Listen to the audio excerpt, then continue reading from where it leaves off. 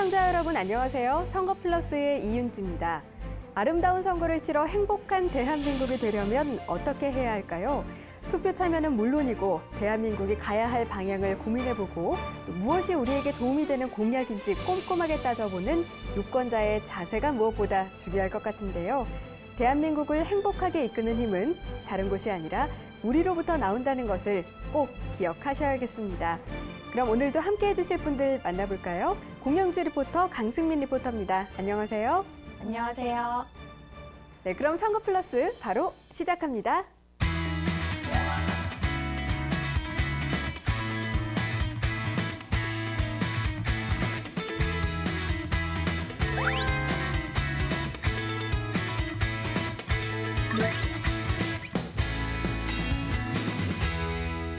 (2017년 4월 12일) 재보궐선거가 있었습니다.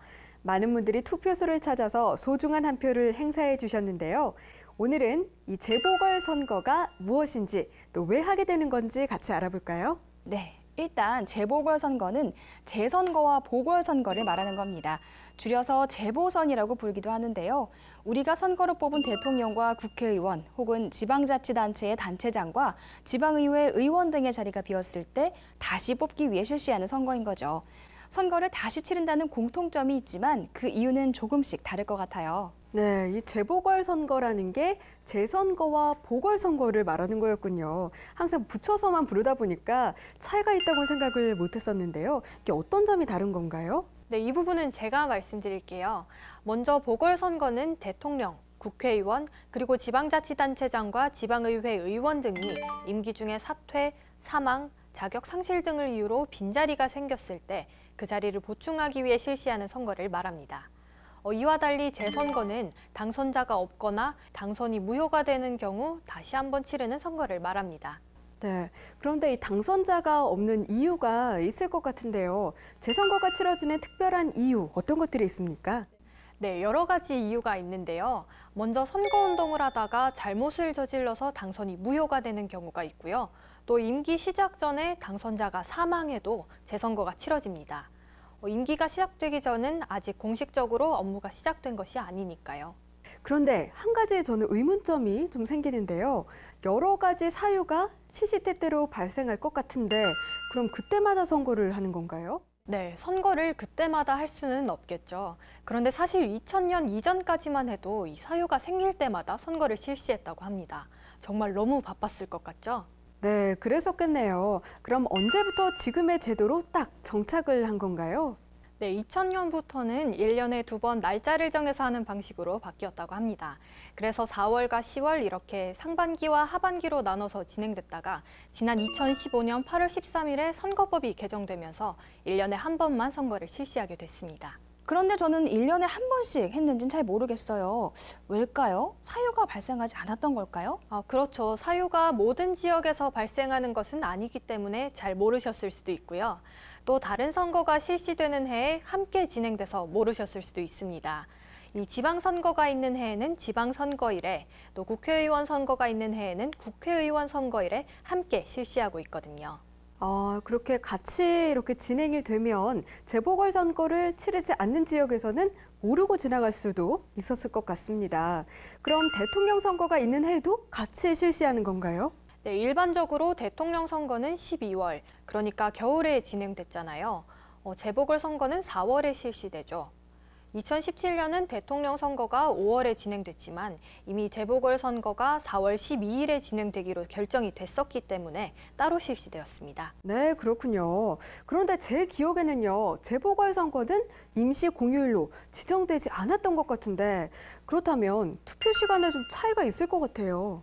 네, 제가 찾아봤더니 투표 시간이 새벽 6시부터 저녁 8시까지더라고요. 일반적으로 임시 공휴일로 지정되는 선거일보다 2시간이 더 길긴 한데 회사 다니시거나 하는 직장인들에게는 이마저도 왠지 충분하진 않을 것 같아요. 네, 그럴 경우에는 사전투표를 이용하실 수 있습니다. 선거일에 시간이 없는 분들을 위해 사전투표를 금요일과 토요일에 실시하고 있습니다. 네, 그런데 정말 바빠서 사전투표를 못하게 되면 어떡하나요? 네, 그래서 제가 여러분께 꼭 알려드리고 싶은 것이 있습니다. 선거권은 우리가 당당하게 주장해야 할 우리의 권리인데도 바쁜 직장인분들은 근무일에 투표할 수 있을까 눈치를 보시기도 하는데요. 이 직장인이 사전투표일과 선거일에 모두 근무를 하는 경우에는 투표하기 위해 필요한 시간을 고용주에게 청구할 수 있습니다. 이 경우 고용주는 고용된 사람이 투표하기 위해 필요한 시간을 보장해 주어야만 하고요. 그런데 이 투표 시간을 보장해주는 제도는 모든 선거에 해당되는 내용인 거죠? 물론이죠. 이 선거일에 근무하시는 분들은 당당하게 투표하시고 출근하셔도 됩니다. 네, 투표를 못할까 봐 걱정하거나 혹은 투표를 포기하면 안 되겠습니다. 이제는 좀 당당하게 투표하고 오겠습니다. 이렇게 외칠 수 있어야겠네요. 지금까지 재보궐선거 그리고 고용인의 투표 시간 청구권에 대해 이야기 나눠봤습니다. 선거를 통해 우리의 의사를 표시할 때 우리는 바로 이 종이에 투표를 하죠. 바로 투표용지입니다. 뭔가 특별할 것 같은데 또 자세히 보면 그저 평범한 이 투표용지. 오늘은 투표용지에 대해서 함께 알아볼까요?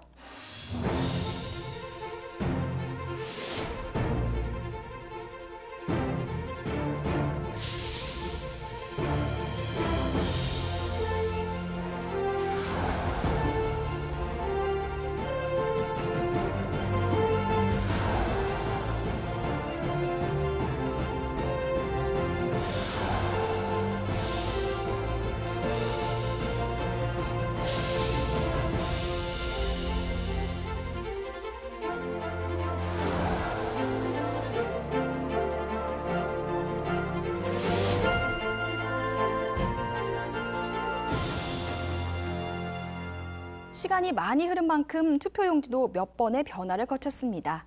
지금 제가 들고 있는 이 투표용지는 2016년 제20대 국회의원 선거 때부터 도입됐는데요. 무효표 방지를 위해 이렇게 칸과 칸 사이가 떼어져 있는 것이 핵심 포인트죠. 그 전에 투표용지는 이 사이가 붙어 있어서 칸 사이에 도장이 걸쳐진 표가 많았다고 합니다. 그럼 투표용지에 대해 시민 여러분들은 어떤 궁금증을 갖고 계실지 함께 알아볼까요? 투표용지의 인쇄 과정은 어떻게 되나요? 투표용지는 전체 인쇄를 시작하기 전에 인쇄 초고에 이상이 있는지를 선거관리위원회 직원들이 반복해서 꼼꼼하게 확인합니다. 그 후 최종 점검을 받고 인쇄를 시작해요. 왜냐하면 투표용지에 잡티가 있거나 글자에 이상이 있으면 안 되기 때문이죠. 인쇄가 끝난 투표용지는 어떻게 보관되나요? 네, 인쇄가 끝나면 포장 작업을 거쳐서 투표구별로 구분해서 보관합니다. 그리고 이 기간에는 관할경찰서와 협조해서 순찰 횟수 확대, 무인경비 업체에 대한 특별 순찰 요청 등 보관하는 장소에 경비 대책을 마련해서 안전하게 보관한다고 하네요. 그럼 투표용지는 어떻게 투표소로 배부되나요? 투표용지는 투표관리관이 매수 등을 확인한 후에 포장 봉인하고 투표구 표지를 첩부하여 투표소까지 운반하는데요. 이때도 경비경찰의 지원을 받아 안전하게 진행됩니다. 네, 투표용지는 우리가 직접 기표를 해야 하는 만큼 그 과정에서 작은 문제라도 생기면 안 되겠죠. 이렇게 엄격한 절차를 거쳐서 만들어진 투표용지는 선거일까지 안전한 곳에 보관됐다가 투표소에서 교부됩니다. 그렇다면 투표용지에 관해 우리 시민들의 궁금증을 더 알아볼까요? 우리나라의 투표용지는 세로로 길게 되어 있잖아요. 그럼 투표용지가 가장 길었었을 때는 언제인가요? 2016년 4월 13일에 있었던 국회의원 선거에서 사용된 투표용지가 33.5cm로 역대 최장인데요. 비례대표 후보를 낸 정당이 21개로 사상 최대인데다가 실수로 두 당 이름에 걸쳐 기표하는 무효표를 막으려고 당과 당 사이 여백을 만들었기 때문이라고 하네요. 다른 나라의 투표용지도 모두 이렇게 생겼나요? 볼리비아 대통령 연임 찬반에 사용된 투표용지를 보면 A4 크기의 종이에 큼지막한 글자가 인상적인데요. 이 투표란에는 찬반을 다른 색으로 표시해 명확하게 구분했습니다. 터키의 총선 투표용지에는 참여한 15개의 정당 로고가 표시되어 있는데요. 길게 인쇄해서 보기엔 좋지만 개표할 땐 불편할 수도 있겠네요. IT에서는 대선 후보가 54명이나 나와 정당 로고와 함께 후보 얼굴을 넣은 투표용지를 선거관리요원이 직접 들어서 보여주기도 했답니다. 아, 그럼 투표 방식이 다른 나라도 있나요? 과테말라에서는 찬성하는 후보란에 크게 X표를 쳐야 합니다. 전용 기표 도구를 사용하는 우리로서는 좀 생소한 방식인데요. 일본에서는 유권자가 투표용지에 정당과 후보 이름을 써넣는 방식을 사용하고 있습니다. 잘못 쓰기 일수지만 누구를 지지하는지 식별할 수 있으면 유효표로 인정해줍니다. 이름 중 한 글자를 빼먹어도 괜찮고요. 후보의 별명을 써도 괜찮다고 합니다. 프랑스나 스페인, 그리고 스위스에서는 후보 이름이 적힌 투표용지를 골라 투표함에 넣는 방식을 쓴다고 하고요. 벨기에나 룩셈부르크에서는 빈 투표용지를 내거나 용지에 낙서를 해도 투표한 것으로 인정한다고 합니다. 각 나라마다 다양한 투표용지와 방식을 사용하고 있네요. 그리고 우리나라 투표용지도 유권자들의 의견을 정확하게 반영하기 위해 변화를 거듭하고 있는데요. 유권자인 우리도 올바르게 기표해서 소중한 한 표를 제대로 행사해야겠습니다. 와, 나라별로 투표용지를 다른 걸 쓴다는 생각을 못 했었는데요. 정말 종류가 다양하네요. 네, 저도 이번 코너를 준비하면서 몰랐던 정보를 알게 됐는데요. 우리 투표용지도 더 좋은 쪽으로 변하고 또 선거 때마다 정말 꼼꼼하게 관리하는 모습을 확인하니까 안심이 됐습니다. 아, 그렇죠. 투표용지에 대한 유익한 정보 고맙습니다. 다음으로 강승미 리포터는 이번에 긴장감이 가득한 현장을 다녀오셨다고요? 네, 저는 생생한 선거의 현장을 다녀왔습니다. 바로 재보궐선거가 치러진 경기도 포천시인데요. 거의 하루를 꼬박 보냈던 긴장감이 가득했던 투표와 개표 현장이었습니다. 그 현장 속으로 함께 가보시죠.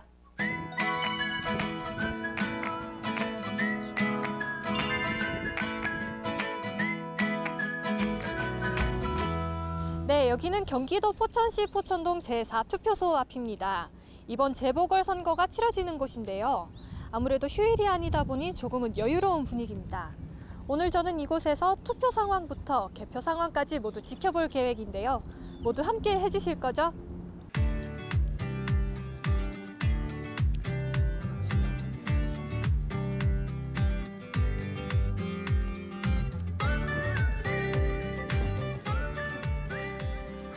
네, 저는 지금 투표소 안입니다.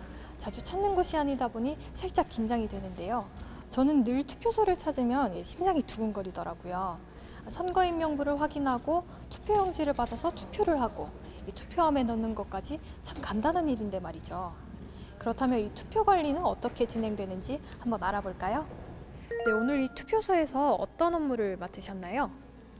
네, 저는 투표 과정에 문제가 생기지 않고 투표가 원활하게 진행되도록 돕고 있습니다. 네, 그렇다면 투표할 때 특별히 유의할 점이 있다면 어떤 것들이 있을까요? 오실 때 신분증을 반드시 가지고 오셔야 합니다. 신분증은 주민등록증, 운전면허증, 여권이나 관공서, 공공기관이 발행한 사진이 붙어있는 서류를 말합니다.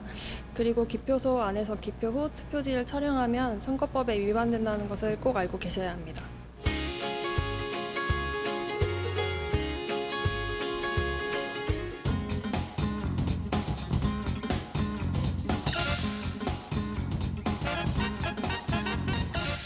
네, 이렇게 장장 14시간 동안의 투표가 거의 마무리되어 갑니다. 이제 개표가 진행될 텐데요. 개표소는 이곳에서 약 1km만큼 떨어진 포천 종합체육관에 있다고 합니다. 투표함을 개표소로 옮겨야 할 텐데요. 투표함 이동과 관련해서 투표소 책임사무원님의 말씀 들어보겠습니다. 먼저 투표 참관인의 참관하에 투표함을 봉쇄하고 봉인 스티커를 붙입니다. 그리고 투표관리관과 투표 참관인은 봉인 스티커에 본인의 도장을 찍거나 서명을 합니다. 봉인 스티커는 한번 떼어내면 다시 사용할 수 없는 특수 봉인지입니다. 투표가 끝난 후 바로 투표함을 개표소로 이동합니다. 이때 후보자별로 투표 참관인 1명과 호송을 위한 경찰 공무원 2명이 동반합니다.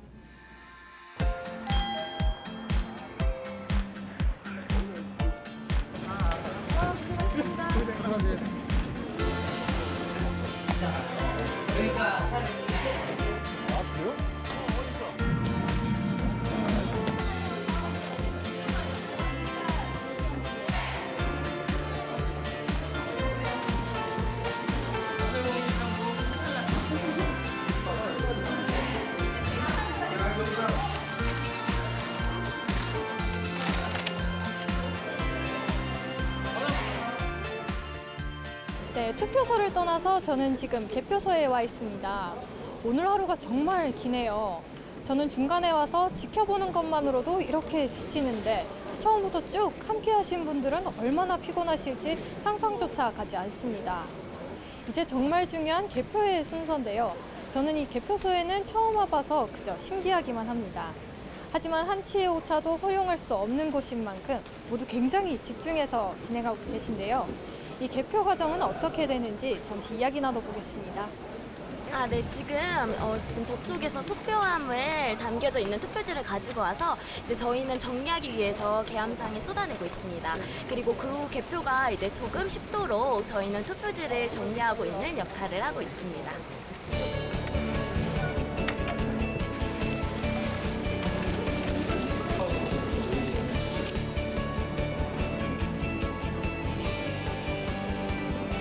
표지 분류기를 통해 각 후보자별로 신속하고 정확하게 표를 분류합니다. 이 과정에서 정확하지 않게 기표된 투표지들은 미분류함으로 적재됩니다. 분류가 끝나면 결과가 담긴 개표 사항표가 출력됩니다. 책임 사무원은 출력된 개표 사항표를 확인 후 서명 또는 날인합니다.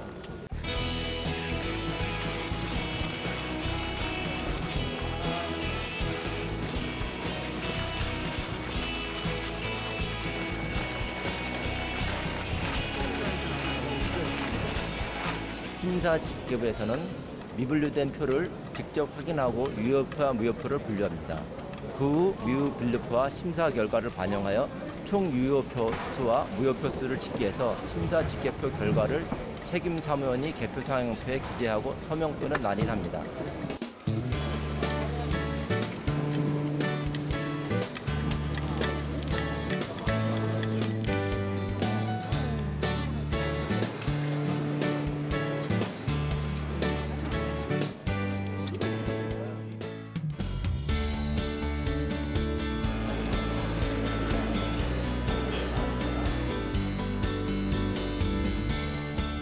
네, 12시 55분 위원장의 공표로 모든 개표 업무가 마무리됐습니다. 그야말로 하루를 꼬박 보냈는데요. 차분하고 질서정연하게 진행됐던 투표 현장부터 긴장감이 맴돌았던 개표 현장까지 모두 잊지 못할 기억이 될 것 같습니다. 이상 재보궐선거 현장이었습니다.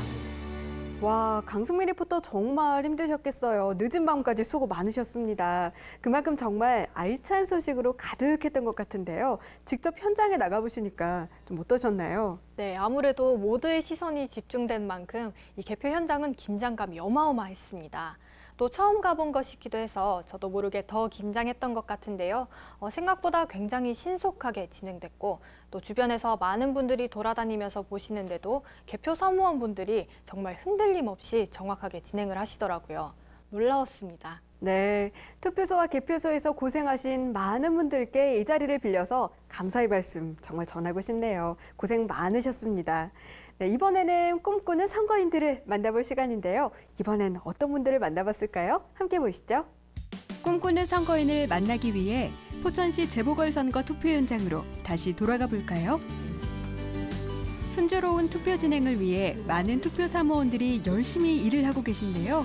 그런데 여러분, 투표의 전 과정을 지켜보고 있는 투표 참관인이 있다는 것 알고 계셨나요? 투표 참관인은 투표 진행 중에 부정행위가 벌어지지 않는지, 절차에 따라 민주적으로 진행되는지를 감시하는 역할을 하는데요. 정당 후보자 선거사무장 또는 선거연락소장이 후보자마다 투표소별로 2인을 선정하여 선거일 전 2일까지 읍면동 선거관리위원회에 서면으로 신고해야 합니다. 여기 뒷모습만 봐도 투표에 대한 관심과 열정이 느껴지는 한 투표 참관인이 있는데요. 투표 참관인으로 참여하게 된 계기와 소감이 어떻게 되시나요? 투표는 저의 삶에서 되게 중요한 일이라고 생각해요. 그렇기 때문에 공정하게 진행되어야 하고, 그래서 제가 옆에서 직접 지켜보고 싶어서 지원하게 됐습니다. 투표 과정을 지켜보면서 우리가 소중하게 생각해야 할 투표권을 가지고 많은 사람들이 투표에 참여하지 않는다는 생각을 했어요.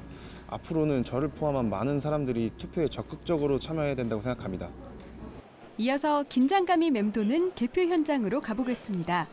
한데 모인 투표용지들이 정말 어마어마한데요. 무엇보다 정확성이 중요한 이 개표 과정에 많은 개표 사무원들이 참여해 맡은 임무를 다하고 계시네요. 그런데 눈에 띄는 분들이 있죠? 바로 녹색 조끼를 입은 개표 참관인들입니다. 개표 참관인은 누구보다 가까이에서 개표 과정을 지켜보며 투표함의 표들이 제대로 분류, 개표되는지 감시하는 역할을 하는데요. 올해 치러진 제19대 대통령 선거에서는 역대 대선 사상 최초로 일반인 개표 참관인이 참여해 개표에 공정함을 더했다고 하네요. 개표 참관인 신청은 중앙선거관리위원회 홈페이지에서 가능하다고 하니 앞으로 많은 분들이 신청하길 바랍니다. 그럼 개표 현장을 함께한 소감에 대해 이야기 들어볼까요? 개표가 공정하게 진행되는지 보고 싶어서 직접 나와서 참관하게 되었습니다. 직접 민주주의의 현장이 있다는 것이 뿌듯하게 느껴졌습니다. 시민의 한 사람으로서 우리 새로운 시장님이 어느 분이 될까, 그것도 많은 궁금증이 있어서 이렇게 참여하게 됐습니다. 시민의 권리를 좀 많이 행사했으면 하는데 투표율이 저조한 걸 보고 좀 많이 안타까움을 느꼈습니다. 유권자라면 누구나 투표 그리고 개표 참관인으로 참여할 수 있습니다. 많은 분들이 함께하는 만큼 더 투명하고 공정한 선거가 이뤄지겠죠? 꿈꾸는 선거인 여러분의 적극적인 참여와 관심을 기대하겠습니다. 네, 정말 뜻깊은 순간을 함께한 분들이네요. 감회가 남다를 것 같습니다. 그러고 보니까 강승민 리포터도 참관인 중에 한 사람이네요. 네, 저도 돌아다니면서 지켜볼 수 있었는데요. 참 새롭고 좋은 경험이었습니다. 네, 저도 한 번쯤은 꼭 참여해보고 싶은 현장이에요. 근데 개표 참관인들의 자격이 따로 있다면서요? 네, 신청 자격에 맞는 분들은 참관인 신청이 가능합니다. 재보궐선거의 경우 관할 구역 안에 주소를 둔 선거권자라면 자격을 가질 수 있는데요. 다만 외국인이나 미성년자, 선거권이 없는 사람 또는 입후보 제한직에 있는 사람은 개표 참관인 자격이 없다고 합니다. 네, 저는 신청 자격이 될 것 같네요. 참 뜻깊은 시간이 될 것 같은데 기회가 되면 저도 꼭 신청을 해봐야겠습니다. 네, 여러분, 선거를 민주주의의 상징이라고 하죠. 마하트마 간디는 민주주의에 대한 나의 개념은 가장 약한 자가 가장 강한 자와 똑같은 기회를 가질 수 있는 것이다 라고 말했는데요. 똑같이 주어지는 기회. 여러분은 어떤 생각이 드시나요? 저는 이것도 역시 선거에 해당된다고 생각합니다. 만 19세 이상이면 누구나 똑같이 행사하는 한 표. 그 의미가 바로 공평한 기회가 아닐까 싶습니다. 선거플러스 이윤지였습니다. 함께해 주신 여러분 고맙습니다.